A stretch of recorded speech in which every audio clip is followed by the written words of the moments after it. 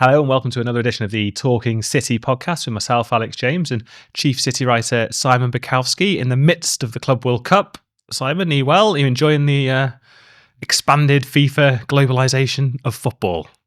It's all right, isn't it? Not sure that's the tagline that FIFA were looking for. No, but when you're up, at 10 o'clock at night watching Al Hilal thinking, some pretty tasty football. It's football, isn't it? But also, some good teams. And I think the tournament has been better for not being a Euro fest. Yes, I agree with that. And Man City, 2 games, 2 wins, already through. Yep, and Juventus, 2 games, 2 wins, already through. So in some respects, disregard everything I said about it not being a Euros fest. But it's fine because City and Juve will play Real Madrid and Salzburg. So, no, I think Al Hilal might sneak past You would imagine Salzburg. They'll win, wouldn't you, Al Yeah, Hilal? I think they're playing Pachuca. So, yes, and in the other groups there's been some European teams that have been knocked out. Yes, and Chelsea have been beaten. And yes, and Lionel Messi's Inter Miami are through, so that's the real pleaser for FIFA. But yeah, 2 wins out of 2 for City. They are through to the last 16, and they take on Juventus on Thursday to see who will top the group and who will finish second and therefore play Real Madrid in the last 16. And Pep has used everybody apart from poor Marcus Bettinelli, and he's seen his side score plenty of goals. He's seen his side keep 2 clean sheets. Everybody's had a bit of a run out. Yeah. No, aside from the red card for Rico Lewis, there's no injuries particularly. I know Echeverri went off with what was described as a minor knock, I think, or a minor problem, but pretty much everything you could wish for from a City perspective thus far. I think so, yeah. I mean, I wouldn't say they've been great in either game. There's been plenty of kind of things that we saw last season of opposition teams running through a bit of a flimsy midfield and defence. But it has been 2 clean sheets and there's been a lot to like from players and things like that. So it's been, I think it's been positive. We talked before the tournament, didn't we, about how the mood was really upbeat with the new signings and everything like that. And I think that has continued because, people wanted to see the new signings, but also in the first game you had Phil Foden kind of impressing and reminding everyone what he can do. In the second game, you had Ilkay Gundogan scoring twice and Bernardo Silva as captain, and that has been, one of the developments and things like that. So there has been a lot going on, as you might expect, with two fully different teams. Pep said after the first game he would make 10 changes, and many people speculated as to who the 10 changes would be. Which 10? Who's going to stay? And he was like, "It's Pep. It's probably not precise." And then he made 11, didn't he? So a lot of players have had a run out, and I think from now on we will start kind of. I think still that you'll get 4 or 5 every game, but I think it will be more kind of tournament mode. Here we go. And obviously the new signings have played. Ryan Aït-Nouri, particularly eye-catching, showing on, what day was it? Was it Monday? Monday morning, technically. Thought he played really, really well. Admittedly, limited opposition. But, we said before, City allowed a couple of chances in that, particularly in the first sort of half an hour or so. I think second half they sort of steamrolled them a bit. I think Al Ain tired, and the gulf in the last 25 minutes was significant. But Aït-Nouri, he didn't look much of a left back, actually. He looked more of a left-sided forward, but a lot to like about how he went about things, and he gets the ball across the box a few times. It's the sort of service Erling Haaland will be licking his lips at. Yeah, he was kind of stationed really high up the pitch and told... Run riot, basically. And he did very well. He did what kind of Doku or Savinho would have done last season in that wing role. But if you've got a wing back doing it, then that frees up space somewhere else across the pitch. And it also, I feel like obviously Guardiola's done a great job at left back for the last 2 years and kind of made it his own. But when he moved inside, that kind of felt it just solidified things. Like a didn't it? homecoming and like very, very natural. And you're like, oh yeah, actually he's a really good centre back. And he's probably a better centre back for having played left back. Yeah. And now if you're going to put him there as kind of number one, which he would be, like, I think it makes that left side really, really strong. Again, which City have missed, certainly the last season. But it kind of, it feels like that part of the team is now settled. And obviously, Aït-Nouri won't play every game and needs to kind of continue to show his level, I guess. But it was a very promising debut from him. Yeah, and Ryan Cherky comes on and gets his goal after. I was going to use the word subdued. I don't think that's the right word, but it's one of those, isn't it, where you get a lot of fanfare around. The fanfare around Cherky was significant because, I guess, because of the position he plays and also because of what he did for France in the Nations League. Yeah. And then he didn't grab this game by the scruff of the neck early on, but he's been in the building 2 minutes. He's playing with players he's never played with before. Yeah. He's adjusting to.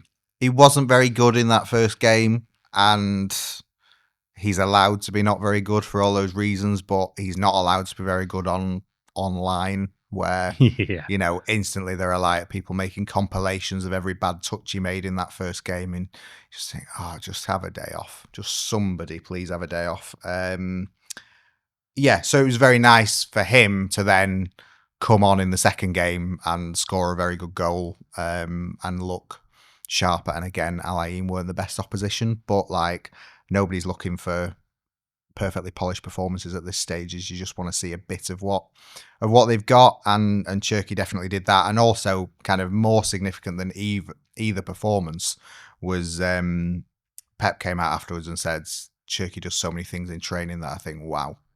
And you think, that is, to have made that impression on the manager already, I think is hugely promising for him, and shows that, if City haven't got those kind of concerns, then, nobody should be. People still will, because that's the world we live in. Yes, but City fans should not be bothered by one drab performance from Cherky, because he looked better in the next game and will continue to get opportunities. Yeah, and Reinders looked pretty good on that first game, relatively composed, shows what he can offer a little bit. Yeah, he was kind of the deepest of the three midfielders. It was Reinders, Cherky and Foden in that first game. So, I think his best or his more natural position is going to be further forward. Yeah, I agree. Yeah. But yeah, he kind of did a few things that Rodri would do in terms of like playing balls through defensive lines, in and around the box and things like that. So yeah, I think, like you say, it's just been pretty solid going. It was like, if you are, a manager of a team at a tournament like this, it's everything you could ask for the first 2 games. And those 3 new signings have adapted well, but we're still in this position. And I think Pep's come out and kind of said, the squad's a little bit big. And that's without 3 or 4 players who aren't even there. Jack Grealish, Kyle Walker, James McAtee. I know Kovacic is injured. Calvin Phillips, yes. Nearly forgot him there. Yeah. But of the kind of players who you think, so where would he perhaps move 2 or 3 on? John Stones, Ilkay Gundogan kind of fall into that bracket, and both of them then come out publicly and say, I'm not going anywhere. Yeah. And like Bernardo Silva would be another one. Yeah, Bernardo's just been made captain. So, it's really interesting. And, the Kevin De Bruyne was obviously very unhappy at the way he was shown the door. And it may be that a few more senior players who have been responsible for some of City's biggest moments are sort of given similar treatment, really, because the squad does have to be smaller. You do have to bring those numbers down. It's a 27-man squad out in the US. And like you say, if you're not looking at those people, then, you know, there's obviously like, I mean, centre-backs, if not John Stones, then you've got Nathan Ake, maybe. But Ake's kind of been more reliable than Stones over the last 2 years.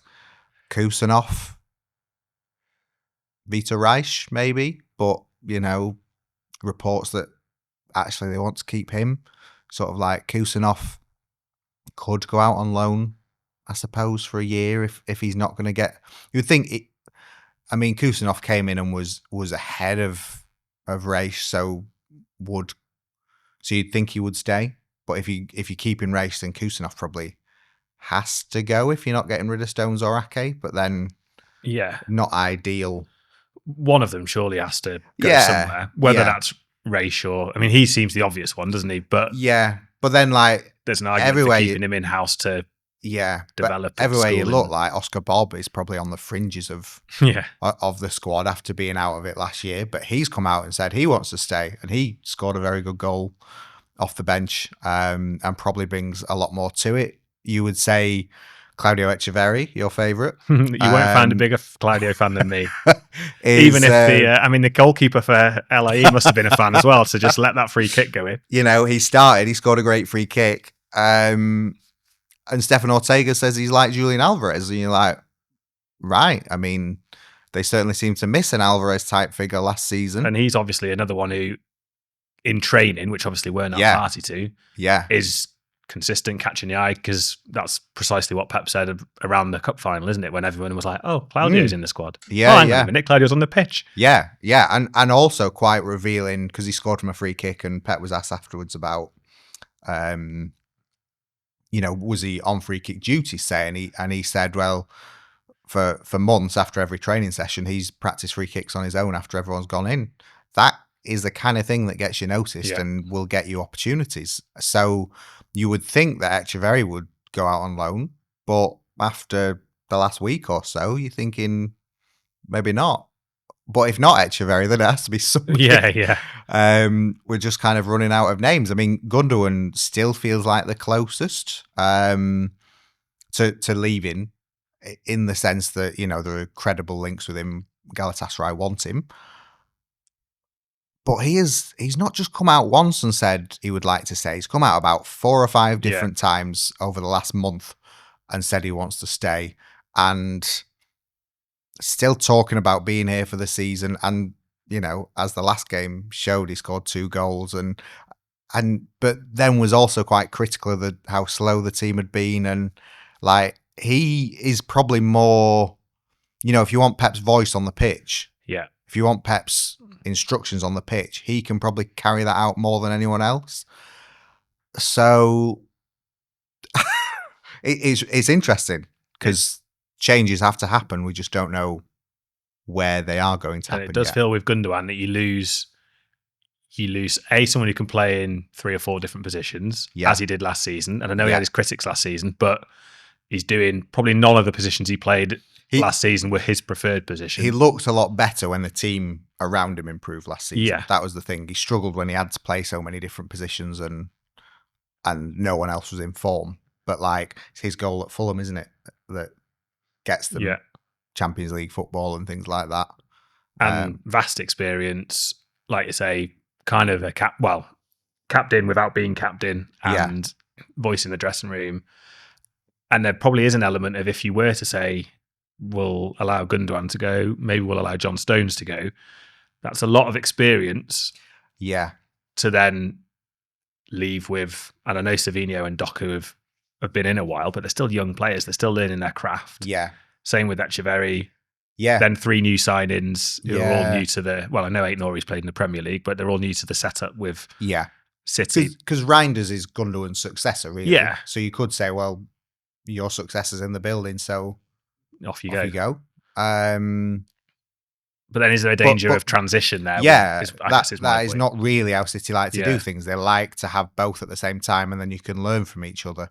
And there's also kind of like a people element to it as well, in terms of like Gundogan and he's got a young family, and it is the life of a footballer to go wherever you're told. But, do a club like City want to treat a player like Gundogan, who's given as much as he's given to them, just like turn around in the last week of the window and say, no, go and find a move. Go and uproot your family to Turkey this week, please, because we've decided you're not part of the plans. Like you would like to think that it's that decisions have already been made. But it does feel like there's going to be a bit more friction. Yeah, like it's a bit like when you said about De Bruyne, obviously. Yeah. Because City they have always said, if a player wants to go, we won't stand in there. We won't keep an unhappy player in the building, even if, perhaps they might be of use to us. We will allow you to go. But then with De Bruyne, it was kind of... Well, it's now the flip side, isn't it? It's like, no, we've got loads of happy players who want to stay. Like, but what do we do? So a very different challenge for them. And one that has to be done, really. But there is still, I don't know, there's a long time left in the summer. But at the same time, it kind of feels like the season has begun because they are at the Club World Cup. And I think because they've got the new signings in as well. But I mean, it's not like direct challenges or anything, but Gundogan and John Stones as well, Oscar Bob, everyone like coming out and saying, I think I would quite like to be here for this season. Thank you very much. Hopefully that's the end of it. Like, it's City gonna have to disappoint some players between now and the start of the season, in a major way. And sort of the way this tournament is now in the Club World Cup with Juventus been a top of the table winner takes all, unless Juventus draw, in which case Juventus take all. And then into knockout football, and we and fans will love to read into the selection and he's taking his chance there, Echeverry. And there's a danger of doing that too much. But if you are Gundogan and if you are John Stones, if and when he gets fit enough to play 60 minutes or 90 minutes or 45 minutes, there is a bit more now on this than, it's nice to be here and we'll have, we'll use it as a tune-up. There is... there's a bit of an edge. And, maybe that's what City were missing last season. The problem is that just like the edge, it can't last as it is because they have to trim some players. But, Gundogan did post-match after the second game. And, given the opportunity to sort of talk about this big squad. And same with Stones before the game. And he was saying, well, competition drives standards up and you need everyone. And, he's talked as well about this. People write off, people say their legs are gone and they're not, but mine aren't. And things like that. So I do think we will sort of start to see more of kind of the way Guardiola wants to go for the Juventus game and the last 16 game. But there still seems to be a lot up in the air, which you don't really expect with City. And like I said, and like you said as well, that is without taking into account Grealish, McAtee, Walker, Phillips, and Kovacic at home. So, I mean, I feel like the talk around Kovacic was that he was probably more likely to stay than go. Yeah. But like that only adds to the problem in the sense that it's one more body as well. I wonder if with Stones, I mean, is there an element that maybe right back might, especially if they play similarly to how they played on against Al Ain without Nori or whoever so far forwards, and it's a little bit more of a back three. Yeah, you say that, but then Kanji can play there, Kusanov can play there, Rico Lewis when he's not there's a million getting... options still, but I just wonder if... but, if you're saying that, well, Ryan is Gundogan's successor, is already in the building, you're like, well, you've got options at right. None of them are as good as John Stones, but if John Stones can only give you 40% of the time, or 20% of the time, and, maybe he just had injury... Whoa, he talks about this sort of people being like medical staff being unable to explain his injuries, and that's really unfortunate. Yeah. It's kind of a similar position to De Bruyne. He got an injury that he thought he'd brush off in a few days, and it took 3 months, and that sort of torpedoed his hopes of staying, because he then shelved contract talks, and then they never really got going again. So like, yeah, like John Stones is one of the best defenders I think that has played in the Premier League, and his performance against Inter is one of the best Champions League final performances I have ever seen. Like, at his best, he is incredible, and he just comes into the team, and the whole team feels better. Yeah. But if you can't play, if you can't rely on him for 75 to 80% of the season, it's a lot more difficult to keep him. It's really tough, because I think when he was out of the side last season, obviously City was struggling, and his reputation, if you like, probably got enhanced by not playing, as can happen sometimes. Yeah. And then now it seems to have, City kind of recovered a little bit, and then Guardiola goes in alongside Diaz, and everyone thinks, oh, that's a long-term centre-back pairing. Then a couple of new signings arrive. I realise not necessarily in Stones' position, but suddenly it's like, oh, we can move on from John Stones now. Yeah. And if someone had said that to you after the Champions League final 2 years ago, you'd have laughed them out of the building. Yeah. But I don't think anyone wants to move on from John Stones. I think have the last 2 years suggested that people might have to move on from him, possibly. Like, if he's fit, he's first choice, or he's in the top 3 with Guardiola and Diaz, where, none of them can play every game. Yeah. So you're in that. Like, he's always ahead of Akanji. He's always ahead of Kusnov and Reish, but and Ake as well. Yeah. But it's just like, if you're never fit, then we would rather go with these people who are fit, who aren't as good as you, but can give us more reliability, just in terms of being able to put a number on the pitch. And I guess and are still really good players. Let's be they're not like they're just we're not chucking a load of kids in there, defenders on the pitch. It's but he's come out and said that he's going nowhere, and hopefully that's the end of it. So what he'll want now is a game, won't he? More than anything else, he'll want a game on, whether that's Thursday, or I don't know whether Thursday might be. Yeah, I wouldn't think he'd start a step too soon for him, but yeah, a game or 2 games, or 2 games in 4 if City have 4 more matches, just to because City have been in this place before. I think when, like, Vincent Kompany in Pep's first year, there was real uncertainty about whether Kompany would be kept, because they were worried about his injury record, and he ended up fighting through it and proving that he could stay. But Stones, you look at Stones and you think he is one of the most at risk in the squad, because he's just not played anywhere near as much as he could have done, and as much as others can. How much emphasis will City put on winning the group, do you think? And I know everyone says, oh, it'll be Real Madrid if you finish second, which, it probably will be, but it's not definitely going to be. And either way, City won't know. It's not like Real Madrid are playing first. City are playing first, so they won't know anyway. They can't lose the game to avoid Real Madrid, or win the game to avoid Real Madrid. They won't know which is which. But does it matter, or does it only matter because there's this prospect of Real Madrid? And if it is Real Madrid, that's no... Who cares? Yeah. Well, that's no bad thing for me, I don't think. No, it's... I think that nobody wants to get Real Madrid, because Real Madrid are kind of always favourites, and it's sort of like... But then, I've watched Real Madrid in this tournament, and they've... Yeah, well, that's it. That's it. Not been great. City nearly beat them... should have beaten them at the Etihad last season. Yeah. 2-1 up with 2 minutes to go. So I don't think there's as much on Real Madrid as has been made out. But there was definite frustration from Pep and a number of players about the fact that they hadn't done enough to top the group after playing Al Ain. Yeah. They went into it knowing that they would need to win by a 7-goal margin to top the group, and they won 6-0.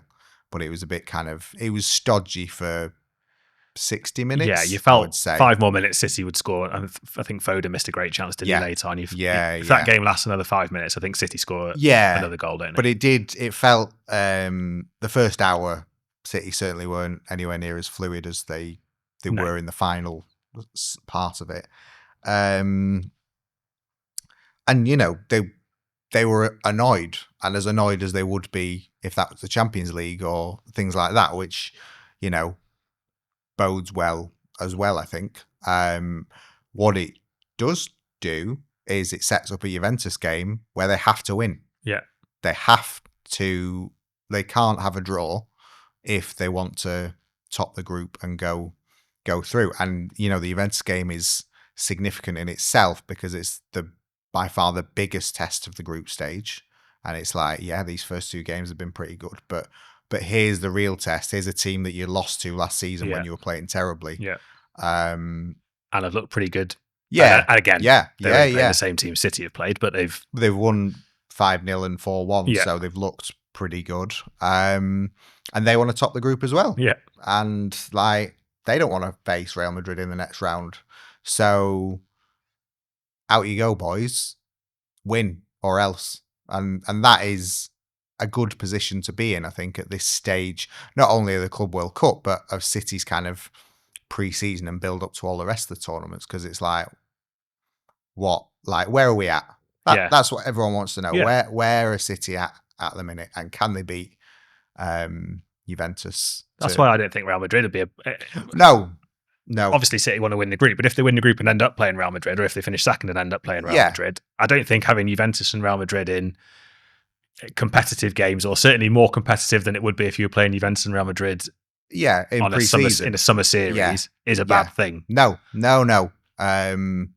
So it's a positive. Why playing Real Madrid is a positive? I can already see that headline on the MEN next week. I don't think it would be that bad. I think it would be very useful. I think City would learn a lot from it. And it's the place to experiment as well. Like, you know, a bulk of their goals in the first 2 games have come from set pieces. Yeah. There's been praise for the new set piece coach from the players, and they are showing ways that they can score, which they were not able to last season. So, you know, it's all about building towards the future as well as getting sort of a mega payday this summer. But yeah, I think the Juventus game will be really good to see. Yeah, really good barometer as to where City are at, and if they do end up playing Real Madrid, that will be the case again. But I think with the way it's going, they just kind of want to keep the feel good factor continuing, and they don't want to sort of turn up on Monday and be like, oh, we're out now. Yeah, what do we do for 6 weeks? Yeah, they're in the Club World Cup. They want to keep going as far as possible. And you'll be able to see just how far City go, of course, with us. Juventus game on Thursday at 8:00 kickoff. We'll have the usual build-up, live action and reaction and analysis, all the usual channels across print, website, podcasts, etc. So stay with us, and thanks very much for listening, and thanks for watching. We'll see you soon.